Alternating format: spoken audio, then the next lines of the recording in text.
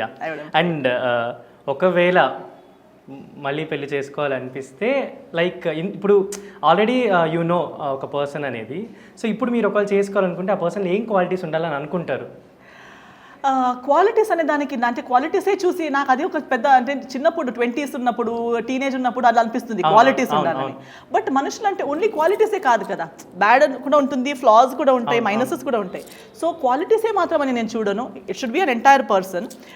That person should be comfortable with himself. ఇప్పుడు నేను నాలో అన్ని పర్ఫెక్ట్ లేదు 100. ఇప్పుడు నా అపియరెన్స్ నుండి చూస్తే కూడా చాలా మంది సమ్ పీపుల్ విల్ థింక్ లేదండి మీకు అనిపిస్తుంది. మీకు నా పరిచయం ఉంటే యాజ్ అ పర్సన్ పరిచయం అయ్యాక మనకి ఒకరికొకరు ఇష్టం పడుతుంది, అది కూడా ఒక ఫ్యాక్టర్. బ్యూటీ అనేది కూడా వన్స్ ఒక చూసేటప్పుడు ఫస్ట్ ఇంప్రెషన్ ఒకటి, మాట్లాడాక నేచర్ తెలిసాక ఫస్ట్ బాగాలేదని అనుకునే వ్యక్తి కూడా తర్వాత మంచిగా అనిపిస్తారు.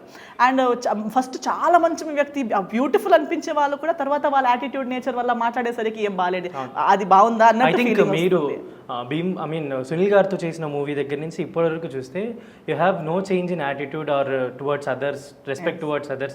అది అసలు చేంజే అవ్వలేదు. నాకు తెలిసి అది ఒక మంచి క్వాలిటీ ఎస్తర్లో ఉంది అని చెప్పుకోవచ్చు. అండ్ మీరు మొన్న డెవిల్లో ఇంకా ఫ్యూ మూవీస్లో అపీర్ అయ్యారు కదా, డెవిల్లో కళ్యాణ్ రామ్ గారితో చేశారు, అండ్ మళ్ళీ ఎన్టీఆర్ గారితో ఎప్పుడు చేయబోతున్నారు? నా చేతిలో లేదండి, కళ్యాణ్ రామ్ గారితోనే నేను అనుకుని చేయలేదు. అప్పుడు భీమరం బుల్లుడు అయిన తర్వాత కూడా ఒకసారి కళ్యాణ్ రామ్ గారి సినిమాలో నాకు అడిగారు యాజ్ అ హీరోయిన్, ఒకసారి ఆఫర్ వచ్చింది, వేరే డేట్స్ అవన్నీ అవ్వడం వల్ల వర్కౌట్ అవ్వలేదు. సో చాలా సార్లు ఆపర్చునిటీస్ వస్తాయి కానీ వేరే వేరే రీజన్స్ వల్ల వర్కౌట్ అవ్వదు, అవన్నీ కలిసి రావాలి. సో డెఫినెట్లీగా అలాంటి ఒక ఆపర్చునిటీ వస్తే డెఫినెట్లీ చేస్తాను, కానీ ఎప్పుడు వస్తుంది, ఎవరు తీసుకొస్తారు, అవుతుందా లేదా అవి నాకు. అండ్ ఇప్పుడు ఇలా మూవీస్ చేసినప్పుడు మీరు ఇంతకుముందు డాన్స్ ప్రాక్టీస్ ఎక్కువ చేసేవాళ్ళు కదా, ఇప్పుడు చేస్తున్నారా? అంటే డాన్స్ సైడ్ కానీ అలా? డాన్స్ ఇప్పుడు పెద్దగా కుదరట్లేదు, నాకు చేయాలని ఉంది కానీ అది కుదరట్లేదు. సో ఇప్పుడు డాన్స్ గురించే మాట్లాడుకుంటే లైక్ ఇంతకు ముందు మూవీస్ చేసే హీరోయిన్స్ కూడా లైక్ ఏదైనా ఒక పెద్ద ఫిలింలో ఒక స్పెషల్ సాంగ్ అంటారు కదా, like item song or special song, so అలాంటిది ఏమన్నా వస్తే చేయడానికి రెడీగా ఉన్నారా మీరు? చేయడానికి రెడీగా ఉన్నాను, బట్ ఇట్ డిపెండ్స్. అంటే నాకు పాట అంటే ఊరికే జస్ట్ ఎక్కడో ఒక చోట ఒక పాట వేయాలని వేస్తే ఆ పాట నాకు చేయడానికి ఇంట్రెస్ట్ లేదు. But if it is a good number, మంచి సాంగ్, మంచి కొరియోగ్రఫీ, మంచి కాస్ట్యూమ్స్, అండ్ దానివల్ల సినిమాకి ఏదో ఒకటి అది హైప్ ప్లస్ మైనస్ ఏదో ఒకటి అయ్యేలాంటి పాట అయితే డెఫినెట్లీ. కొందరు ఏం చేస్తారు, సినిమా మొత్తం అయి ఉంటుంది, ఒక పాట వేయాలి కదా అని పాట అయితే అలాంటి పాట నాకు. అండ్ ఇప్పుడు మీరు ఏ కైండ్ ఆఫ్ ఫిలిమ్స్ అంటే యాక్సెప్ట్ చేయడానికి ఆర్ చేయడానికి రెడీగా ఉన్నారు? లైక్ ఎవరైనా సమ్వన్ మీకు నెరేట్ చేయడానికి వచ్చినప్పుడు మీరు అంటే ఏ కైండ్ ఆఫ్ స్క్రిప్ట్స్, లైక్ ఇప్పుడు ఏంటంటే కొంచెం హిస్టారికల్ ఫిల్మ్స్ కానీ పేట్రియాటిక్ ఫిల్మ్స్ కానీ ఇలాంటి చేయాలని చాలా మంది ఆర్టిస్టులకు ఉంటుంది, లైక్ హీరోయిన్ గా చేసినా దే వోంట్ సాటిస్ఫై, ఇంకా ఏదైనా మోర్ చేయాలి, సో అలా మీకు అనిపించే క్యారెక్టర్స్ ఏంటి? నేను అనిపించి కూర్చునండి, అంటే యాజ్ ఆఫ్ నౌ దేవుడి దయ వల్ల టచ్ వుడ్ అందరూ నాకు నేను ఊహించుకోలేని క్యారెక్టర్స్ తీసుకొస్తున్నారు. నేను అలాంటి క్యారెక్టర్స్ చేయగలుగుతాను అనేది ఆలోచించలేదు, కానీ తీసుకొస్తున్నారు. It is surprising me. And నేను అలా మీకు అనిపిస్తున్నాను అంటే అవును మీలో ఈ యాంగిల్ ఉందండి అంటున్నారు. So I'm happy. నాకు మనం ఏమవుతుంది, డైలీ మమ్మల్ని చూసి మిర్రర్లో అట్ ది మోస్ట్ కొన్ని మాత్రమే ఆలోచించగలుగుతాము, కానీ మమ్మల్ని ఒక మ్యూజ్ లాగా లేదా ఒక ఆర్టిస్ట్ లాగా చూసే డైరెక్టర్స్కి కానీ రైటర్స్కి మనం చూడలేని యాంగిల్స్ కూడా కనిపిస్తూ ఉంటాయి.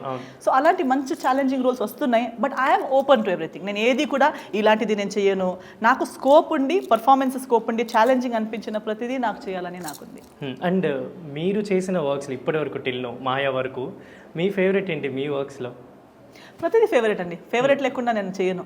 నాకు అది డైలీ నేను లేచి, నేను చెప్పాను కదా వర్క్ అని వెళ్ళేటప్పుడు నాకు నేను ఈ రూల్ చేస్తున్నాననే ఫీలింగ్ లేకపోతే నేను చేయలే. అబ్బా ఈ మూవీ చేయాలి కదా, అలా కూడా చేశారు ఎప్పుడైనా? లేదు, అలా ఉంటే నేను చేయను. నాకు అది వినేటప్పుడే అబ్బా హీరోలు డైలీ చేయాలా అనిపిస్తే నేను చేయను. డైలీ లేచి హీరోస్ కొత్తది ఏదో ఉంది, ఈ సీన్ ఉంది, ఆ సీన్ ఉంది అని ఒక కిక్ ఉంటేనే నాకు ఆ వర్క్ ఇష్టం. అండ్ మీరు రీసెంట్ గా చూసిన మూవీస్ లో లైక్ ఆర్టిస్ట్ ఏంటంటే మనం చేసే వర్క్స్ తో పాటు మిగతా వర్క్స్ కూడా చూస్తుంటారు, ఎవరు ఎలా చేస్తున్నారు, పర్ఫార్మెన్స్ ఎలా ఉన్నాయని. సో అలా మీకు బాగా రీసెంట్ గా అనిపించిన మంచి మూవీ ఆర్ పర్ఫార్మెన్స్ ఏదైనా ఉందా? చాలా ఉన్నాయి. నేను చూస్తూనే ఉన్నాను. ఇంకా ఒక్కొక్కసారి ఫ్లైట్లో వెళ్ళేటప్పుడు, లాంగ్ డిస్టెన్స్ ఫ్లైట్స్ వెళ్ళేటప్పుడు, మొన్న యూకే అవన్నీ వెళ్ళొచ్చాను. సో అప్పుడు బ్యాక్ టు బ్యాక్ 2-3 మూవీస్ చూశాను. దాంట్లో కొన్ని మలయాళం, ఒక పాకిస్తానీ మూవీ చూశాను. బాగున్నాయండి. యాక్చువల్లీ ఇప్పుడు నాకు తెలిసి సినిమాలో గోల్డెన్ ఎరా ముందు ఒకసారి ఉండే బ్లాక్ అండ్ వైట్ టైంలో అప్పుడు ఉండే, మధ్యలో కొంచెం మొనాటనీ ఫార్ములా సినిమాస్ కొంచెం డెడ్ అయిపోయింది. బట్ ఇప్పుడు world wide the challenge, the kinds of cinema people are doing, వాళ్ళ పేర్లు కూడా మనకి తెలియదు కానీ వర్క్ చూస్తే ఆ వర్క్ మైండ్ లో ఉండిపోతుంది. ఆ పాకిస్తానీ ఒక ఉర్దూ సినిమా చూశాను, ఉర్దూ సినిమా నాకు వాళ్ళ పేర్లు తెలియదు, ఫ్లైట్ లో చూశాను, కానీ దట్ సినిమా, ఆ పర్ఫార్మెన్స్, ఆ స్టోరీ లైన్ నా మైండ్ లో ఉండిపోయింది. So I'm really every new technician, new minds, కొత్త కొత్త డెబ్యూస్ కూడా మనకి థాట్ ప్రొవోకింగ్ అండ్ ఇన్స్పైరింగ్ అనిపిస్తుంది. అండ్ మీరు సింగర్ కూడా, మ్యూజిషియన్ కూడా, వై నాట్ అంటే అవి ఏం ట్రై చేయట్లేదా ఇప్పుడు? లైక్ ఒక సాంగ్ ప్రొడ్యూస్ చేయడము, లేదంటే ఒక సాంగ్ యాక్ట్ చేయడం, అలా ఏం రీసెంట్ గా ఏం రాలేదు కదా? రాలేదు. సాంగ్ ప్రొడ్యూస్ రెడీగా ఉన్నాయి నా దగ్గర సాంగ్స్, బట్ నా వర్క్ అనేది, ఆ పర్సనల్ అనేది చేయడానికి టైం కుదరట్లేదు నాకు. ఓన్ సినిమా చేశాను as a music director, but తెలుగులో కాదు, అది కన్నడలో చేశాను.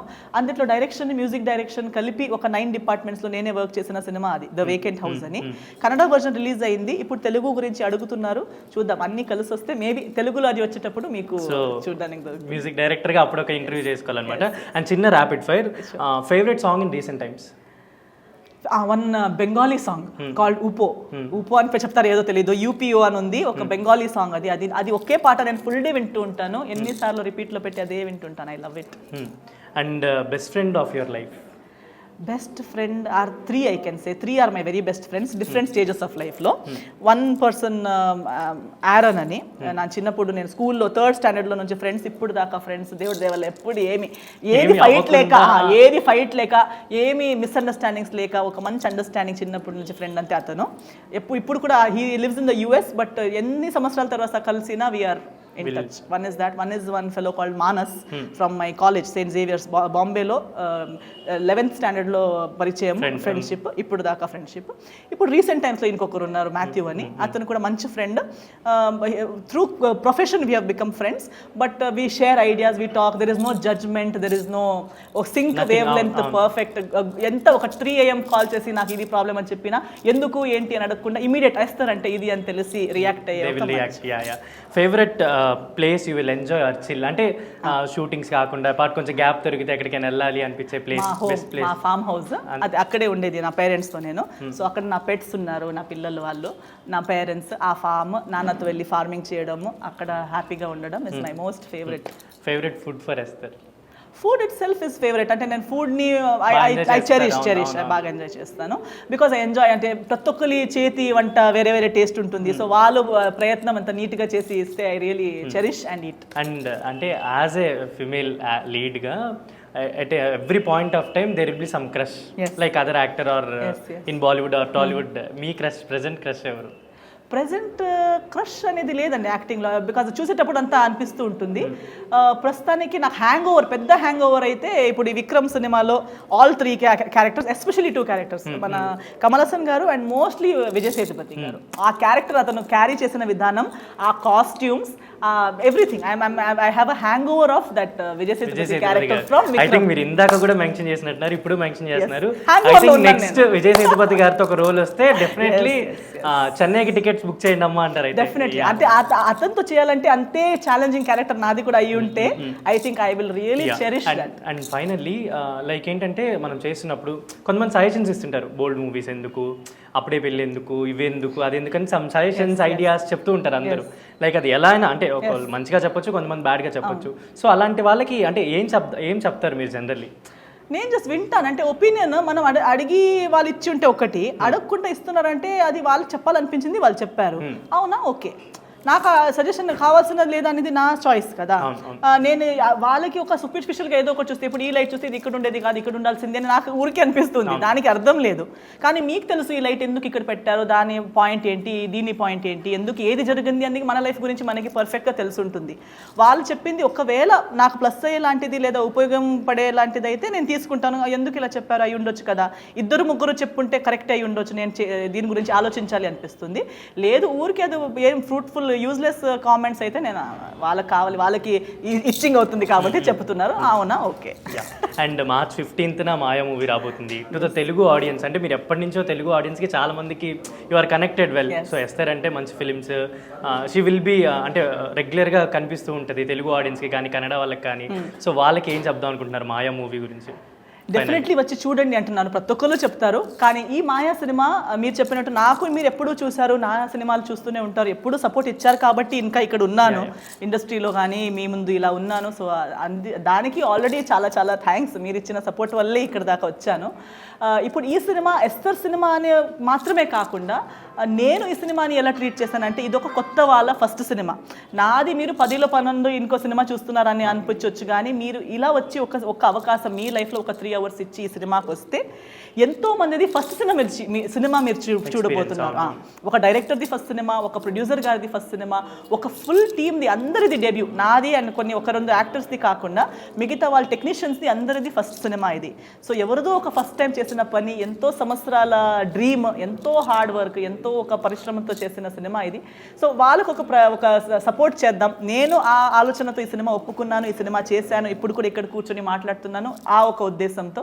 సో మీరు కూడా అందరూ వచ్చి సినిమా చూడండి, నా మీద ప్రేమ డెఫినెట్లీగా అలాగే ఉంచుకోండి. అది కాకుండా కొత్త వాళ్ళకి సినిమా ఇండస్ట్రీకి రావడానికి ఒక మంచి ప్రయత్నంతో ముందు వచ్చే వాళ్ళకి మీ సపోర్ట్, మీ ఆశీర్వాదాలు కావాలి, ప్లీజ్ అది ఇవ్వండి అని మీ అందరితో కోరుకుంటున్నాను. Thank you. So this is Sarath signing off from Telugu.